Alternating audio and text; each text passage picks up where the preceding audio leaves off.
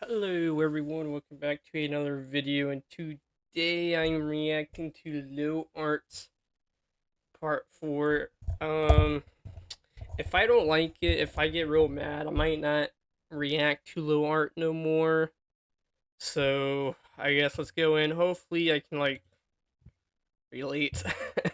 Is Ben 10 as great as we remember? Today, that's the question I'm hoping According to to you, answer by no. going through the final season of the OG series. Now, if you haven't seen the previous parts of this video series, of course, I recommend watching those first in order to Bro, find. my favorite episode, was it? Damn, what's the episode called? It's called, Divided We Stand. Is that the episode? Best episode of part 4. Bro, you better not talk about my The favorite link in episode. the description below. Outside of that, though, This it's Big episode right Ben here. time. But first, I hope a it word from our doesn't. sponsor. I don't know what's scarier, the smell of wet steam. Will tell you which fragrance little baby boy amount. This is anything more about these fragrances in 10. Conceptually, the first episode in season 4 of Ben 10 is a great way to jump back into this world. See, this time Ben is having the perfect day, Oh but yeah, things are perfect day. also off. His watch is rapidly switching for no apparent reason, and more importantly, Grandpa and Gwen are acting really strange. Eventually, another Grandpa and Gwen appear, and Ben needs to choose which pair is real and which pair is fake. This is one of these episodes that doesn't Yeah, this leave much is room an to breathe. insane That's what I like about episode. it. We're constantly moving from one idea to the next, yet all of it is pretty neatly connected by the Forever Knights' plot to trap Ben in this dream world and steal the watch. Part of why this works well as a premiere is that so many previous pieces of the series are returning here. Steel, Kevin, Vilgax, the bullies, and I could go on. Sure, they aren't the real versions of them, but it still works as a solid reintroduction to the world of Big Ben. They also use this concept for some Oh, pretty Ultra creative scenes. In Band. particular, I My really like boy. when we get a version of reality where the villain wins, but then it's revealed that now he's hooked up to the machine and living in his own dream world. Yeah, that was It's kind of nothing all that savage. crazy or anything, but it's a nice way of pushing this idea a little bit further. Now, on a character level, not all that much is done with this conflict. Like, the characters don't go on about some lesson Ben's supposed to learn based on this. There And doesn't need to be a thank lesson. It's goodness. just action, bro. Normally, I'm the type of guy who might complain about that sort of thing. Okay, I mean, obviously, this sort of concept leaves plenty of room for Ben Alright. to grow. He likes for it, him alright. to learn that maybe his ideal perfect We're good. world isn't all that perfect and he needs to be challenged, or whatever idea you can come up with that. It's pretty easy to think of things. But after my last video on this, I'm honestly kind of hoping they just spend most of the season going this route. I would rather they focus on fun, snappy conflicts like this and forgo the whole song and dance of Ben supposedly changing for the better.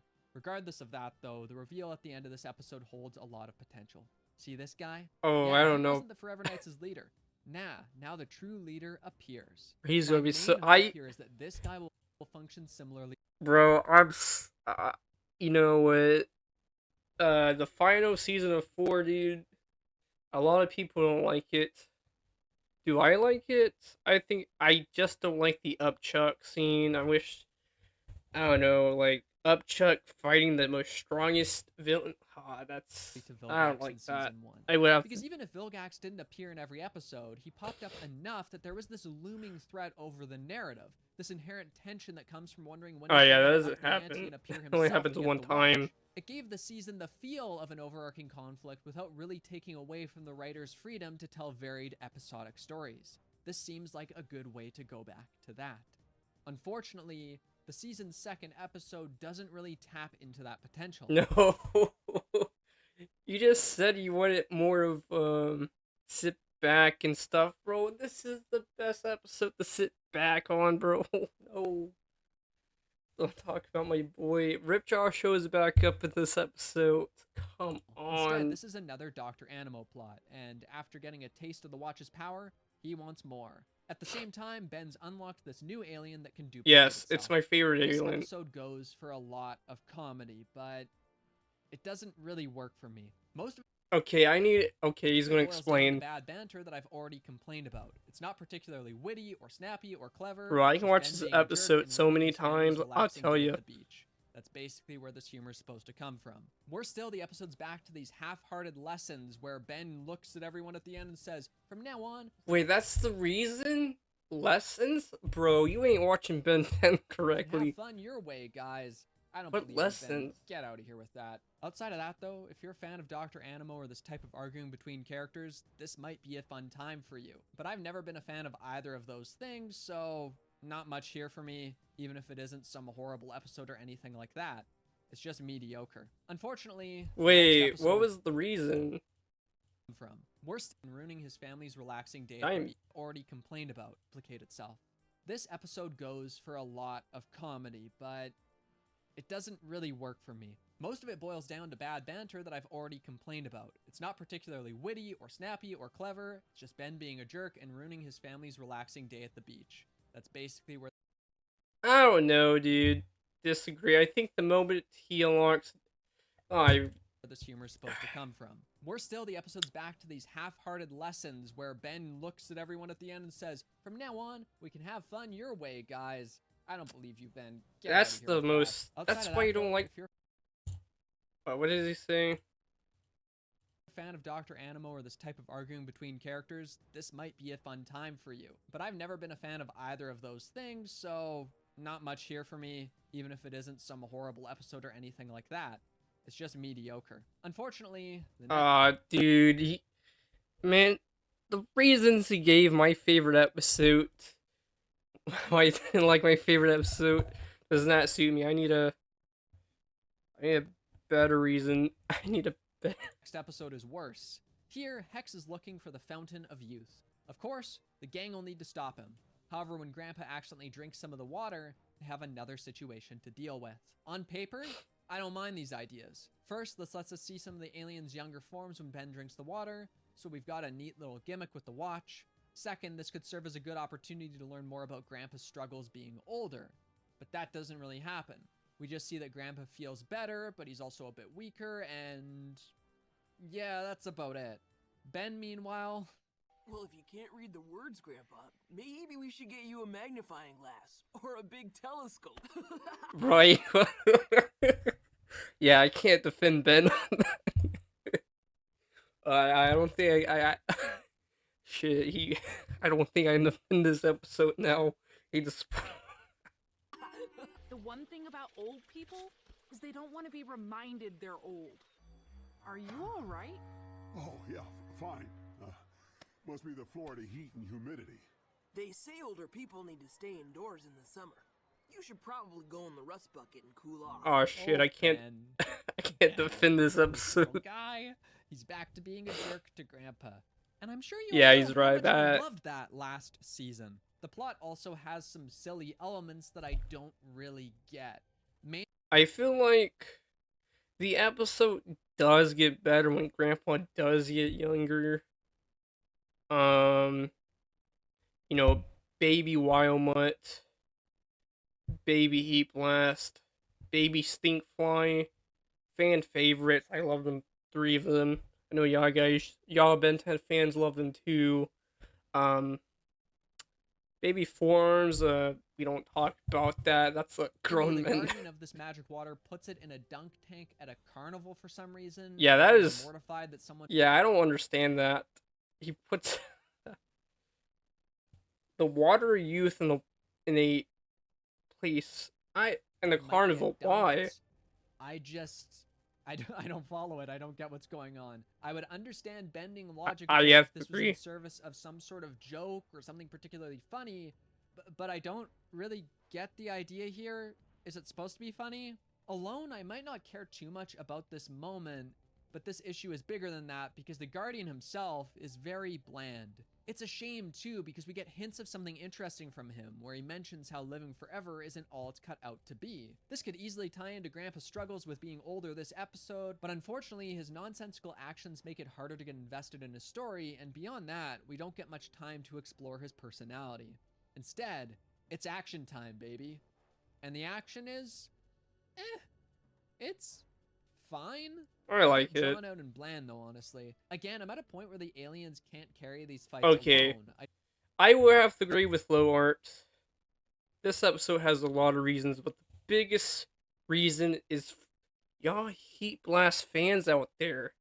Bro, this is where Heat Blast, when Gwen says supernova.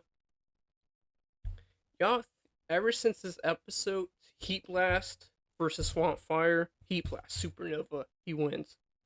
Heat Blast versus Big Chill. Heat Blast goes Supernova. I don't know how Big Chill wins that. I mean loses, but Heat Blast wins. I don't know. Y'all guys spam Supernova. Y'all Heat Blast fans. Something Definitely better. more of an emotional component or something incredibly creative to be happening. Right now, a lot of the aliens also feel Baby like Wild Mutts. ponies. There aren't many exciting cuts Yeah, with them or sir. moments where I go, oh wow, Oh that's pretty lord. cool. Can't we even call this baby forearms? It's like a freaking teenager, dude. My boy needs to go on the.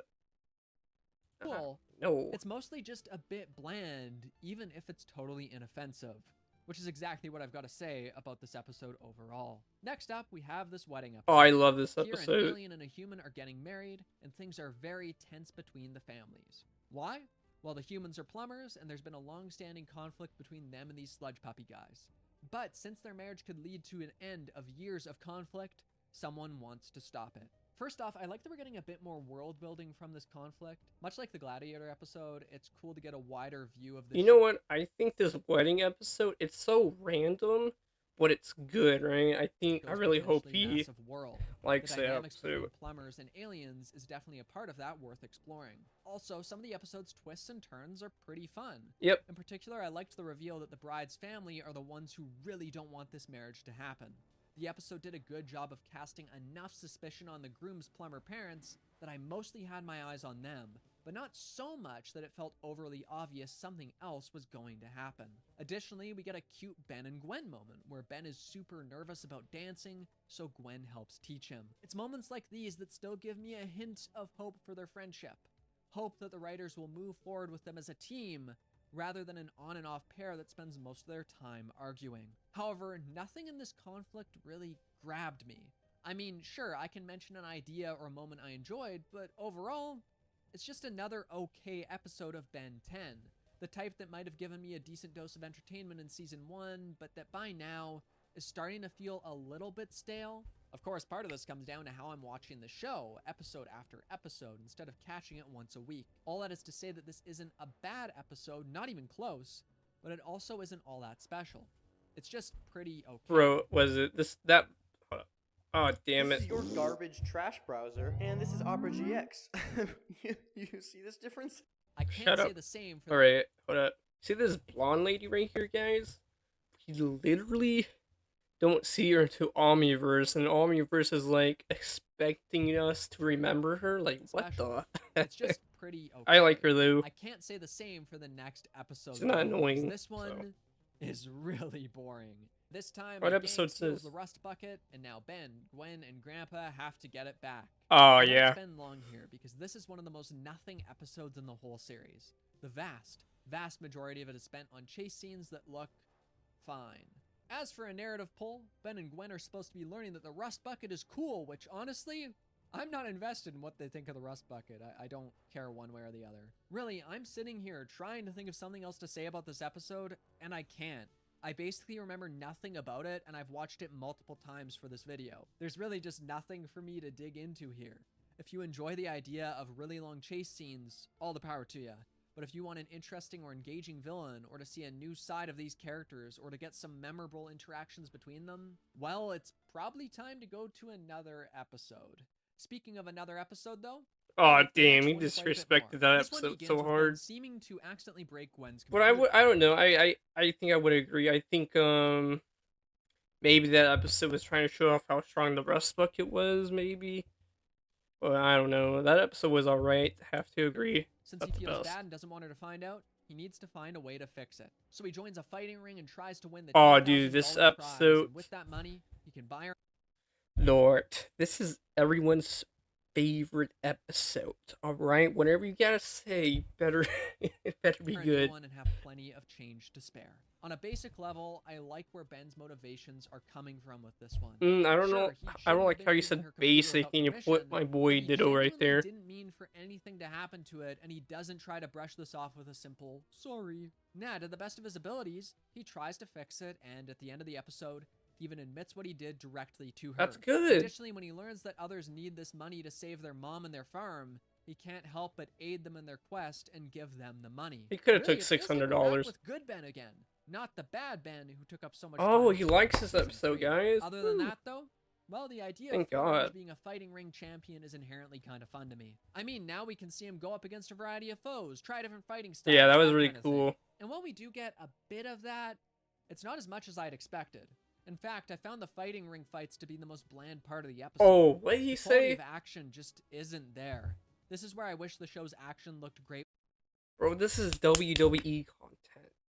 I mean, this is hand-to-hand combat, bro. It don't get better than this. What are you talking about? With more consistency. After all, previous episodes have had some cuts that are genuinely phenomenal, and I don't want to downplay the amazing work that went into You know, I think Ben had to go easy on them because if Four Arms was really using his strength, I think they'll be dead. the series, but there was nothing that stuck out to my mind here. Ben in had to this one. hold back, Again, guys. the They would have action been isn't bad dead. by any means, but in a show that's so focused on this sort of thing, well, I'm honestly The episode was having a funny, bit of a- though. Of course, this is still a That's pretty how I decent remembered episode, it. though. Really, just having a conflict based on a relatively likable Ben already goes a long way for me. And following this, we get even more of a Ben I Ken can get 10. behind with another future Ben episode. This time, we're mainly following his kid named Ken. Seriously? You know what? Actually, Ben is the type of guy who would name his kid Ken. Anyway, when Ben gives Ken an Omnitrix for his birthday, Bro, I feel bad for anyone named Ken out there. things quickly get complicated. Especially when he strikes up a friendship with Kevin's child, Devlin. Really? Yeah, Devlin. You know what, actually, Kevin is the type of guy who would name his kid Devlin. Yeah. Anyway, a lot of fun stuff happens here. First, we get some good father-son conflicts between Ben and Ken. See, though Ben gave Ken an Omnitrix, it's a pretty limited one. Instead of containing the thousands of aliens Ben's does, it only has 10. Additionally, Ben put a limiter on it so it turns off after a set amount of time, resetting Ken to a human. Conceptually, I like this idea a lot. Ben is just worried about his kid and wants to keep him safe, but in doing so, he's also limiting his potential. Really, this conflict is all about a parent trying to find the right balance between nourishing their child's Oh, yeah, and development his and pet, protecting them from the, a harsh world. And that's definitely an idea was I'm it down to see the Stone, show explore. Now, the dog? way Ben goes about I this forgot is their really names. Sorry, stupid. guys. I mean, isn't putting a limiter on this just making it more dangerous for Ken? After all, he gave this to Ken, so he should know that Ken's going to do risky stuff with it. What if it runs out of juice at the wrong time? Or what if Ken finds himself in Actually, I don't think so. The fact that they live in an alien society in the future, I think Ken would not be used for transformation, but I believe he could be responsible with it. So I think if we ever get a Ken-off spinoff, or maybe a Ben 10K spinoff, I really hope they make his character, like, somewhat mature. That's what they did in Omniverse, which was amazing. Unfortunately, he didn't have the Omnitrix. situation where a different alien could have saved his life. At this point, it feels like Ben is treating this more like a fun toy to be used with supervision, rather than the powerful weapon it is. And that's not really a problem. Actually, I think that's part of the point. Really, Ben isn't taking his child seriously enough here. That clearly doesn't come from a bad place. Again, he just wants to protect his kid and care for him properly, but sometimes it's hard to find that balance, and there's no easy answer. However, when Devlin tricks Ken into letting Kevin out of the null void, things get even spicier. Clearly, Devlin did this because he wants his dad's support and affection, but he is not the same crazed monster his parent is. No, he's quick to say that this is going too far, and even joins forces with Ben and Ken to stop him. Then, when Ken removes the limiter from his watch using gray matter and saves his dad's life, both the audience and Ben see how capable Ken can be. Throughout all this, they become a closer pair, and both of them are able to grow together. Much like the previous Future Ben episode, this one is really good. Compared with the usual Ben 10 fare, there are a lot more layers to this moral message and its characters. This empathetic look at a child wanting to follow in their father's footsteps, while we look at another child who's strong enough to not follow in his father's path. It really struck a chord with me. Plus, there's a little bit of an idea of Ben expecting Ken to need to go through the same hardships he did. Needing to learn to use the watch with a timer. Needing to only have 10 aliens. Maybe even if those struggles helped Ben grow, Ken will find other ways to grow. At the end of the day, this is an episode that makes fantastic use of its runtime. From the action, to the characters, to a convincing moral lesson. It's got everything I want from Ben 10. I sadly can't say the same thing for the next episode. which makes up the second and final two-parter. Oh no. Oh Lord. Hey man, it's the budget, bro. They didn't have the budget. Let's go easy on this episode, please. They didn't have the Here, please. many of Ben's past villains join forces. Some of the becoming voice the actors didn't Negative show 10. up. And these people are brought together by the leader of the Forever Knights, who's on the hunt for the sub-energy that he can no doubt use to do bad stuff. Meanwhile, this kid named Cooper's temporarily joined our core team. Since he's one of Grandpa's plumber friend's relatives... Bro, I'm sorry, but he's so forgettable. he knows Sorry. all about the plumbers, meaning that he can help out the group.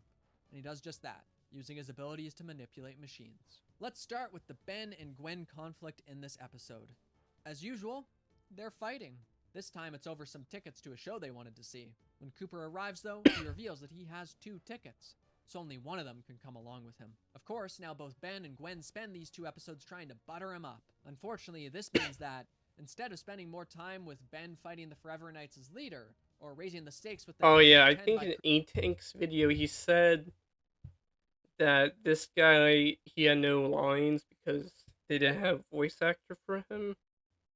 And I think what's her name? Wingsteel and Thumbhead also didn't have voice lines either.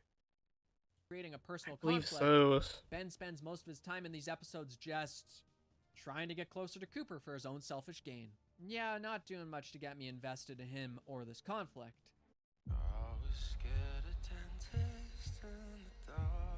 My name is Percy Jackson. That's for sure. And this is a particularly bad idea during this type of thing because with the Negative 10, we already have plenty of characters and potential conflicts to juggle. I mean, they only have There's my 40 boy Clay right there. minutes to juggle all these players and develop the Forever Knights leader. Yeah, that's gonna be tough, even without the silly Cooper crap clogging up the gears. Unfortunately, this really speaks to how the Negative 10 are treated overall. I mean, sure, the idea of having a villain group comprised of previous foes is inherently cool. Right away, I can't help but wonder how Ben was going to be able to take them all down. After all, they put up quite the fight individually, so together?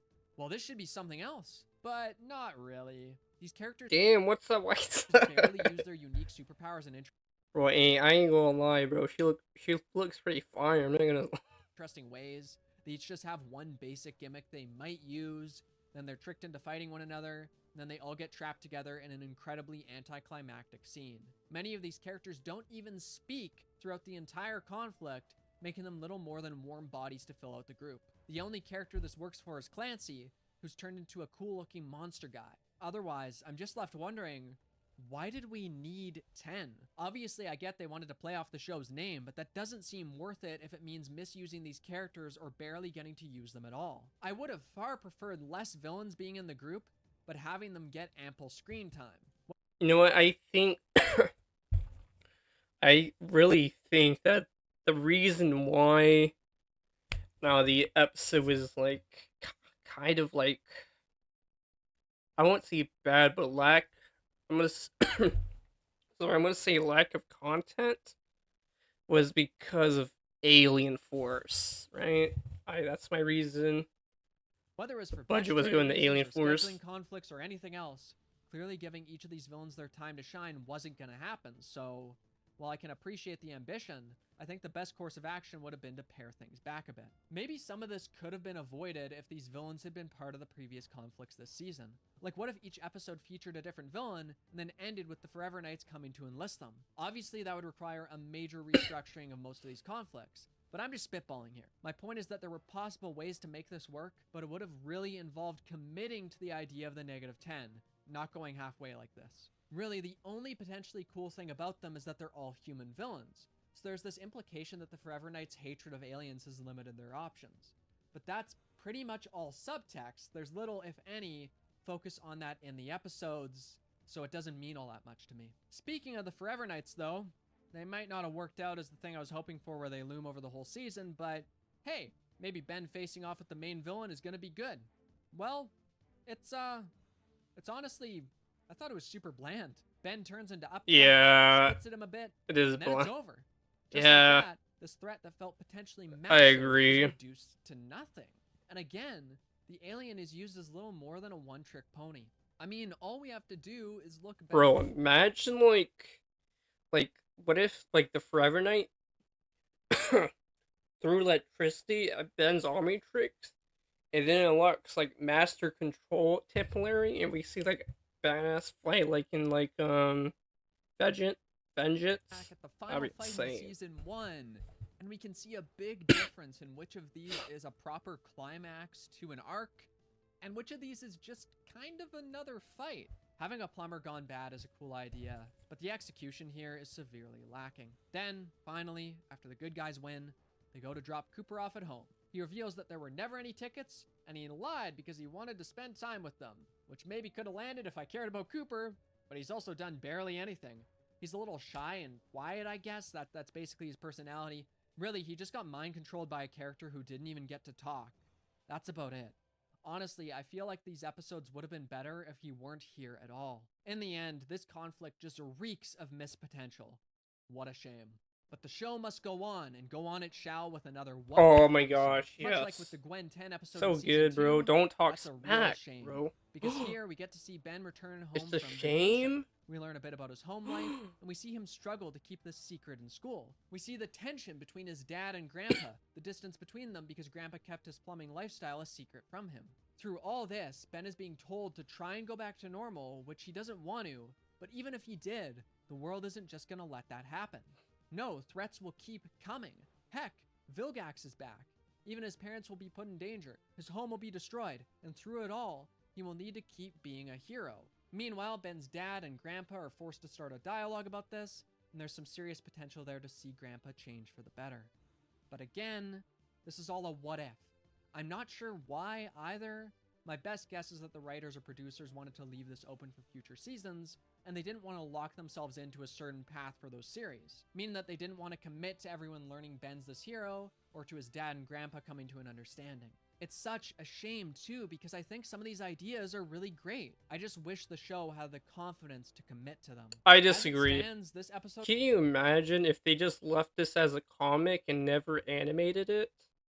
Absolutely disagree. I know Gray Matter Fanboy is actually going over some comics in his shorts, and they're so good. They should animate those as this what if.